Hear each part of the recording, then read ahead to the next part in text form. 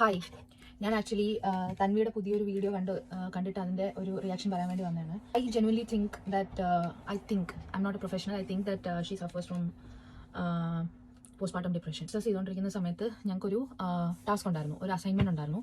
ആ അസൈൻമെൻറ്റിൽ ഞങ്ങൾക്കൊരു ഒരു ഡിജിറ്റൽ ഒരു എയ്ഡ്, അതിപ്പോൾ ആപ്പ് ആവാം, വെബ്സൈറ്റ് ആവാം, എന്തെങ്കിലും ഡിജിറ്റൽ പ്രോഡക്റ്റ് ഡിസൈൻ ചെയ്യണം for helping postmortem depression mothers.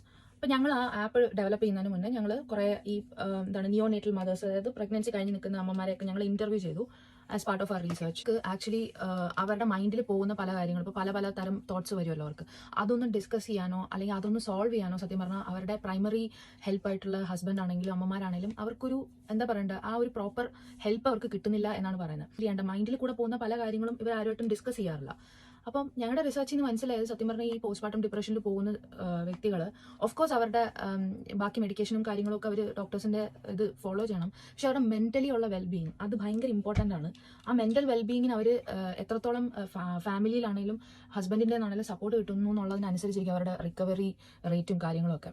നമുക്ക് ഭയങ്കര എന്താ പറയണ്ട, സില്ലി ആയിട്ട് തോന്നുന്ന പല കാര്യങ്ങളുമാണ് അവരുടെ കേസിൽ മാനിഫെസ്റ്റ് ചെയ്ത് വരുന്നത് തന്നെ. ഇപ്പോൾ തൻവിയുടെ കേസ് എടുത്ത് നോക്കുക, പുള്ളിക്കാരി I should commend her, okay? The amount of grit and patience that she has shown in these past few years, അത് വല്ലാത്തൊരു സ്ട്രെങ്ത് ആണ് ആ കുട്ടിക്കുള്ളത്. ഹസ്ബൻഡ് എന്ന് പറഞ്ഞിട്ട് ഒരാൾ, ഞാൻ എൻ്റെ അഭിപ്രായം പറയാണ്, ഒരു നെയിം സെക്കൻഡ് ഒരാൾ ഹസ്ബൻഡ് എന്ന് പറഞ്ഞാൽ ഉണ്ടായിട്ട് കാര്യമൊന്നുമില്ല. ഇത്രയും പ്രശ്നത്തിൽ കൂടെ ഓൾറെഡി പൊയ്ക്കൊണ്ടിരിക്കുന്ന ഒരു വ്യക്തിക്ക് നല്ല ഒരു എന്താ പറയണ്ട, സ്ട്രോങ് ആയിട്ടുള്ളൊരു ക്യാരക്ടറായിട്ട് കൂടെ നിൽക്കാനാണ് ഒരാൾ വേണ്ടത്, എൻ്റെ അഭിപ്രായമാണ്.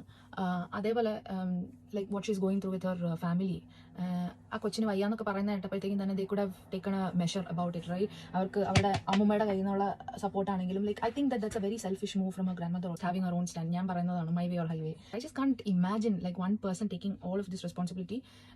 എസ്പെഷ്യലി ഒരാൾ മനസ്സിലാക്കാനില്ല എന്നൊക്കെ പറയുമ്പോഴേ കൂടെ ഉള്ള ആൾക്കാർ തന്നെ ഇങ്ങനെ ഓരോ ട്രബിൾസ് ക്രിയേറ്റ് ചെയ്തുകൊണ്ടിരിക്കുകയാണ്. അതും ഈ സമയത്തെന്നൊക്കെ പറയുമ്പോഴത്തേക്കും it's just extreme stress on her. And I genuinely feel sorry for her. I think that she needs more care and love. She deserves it.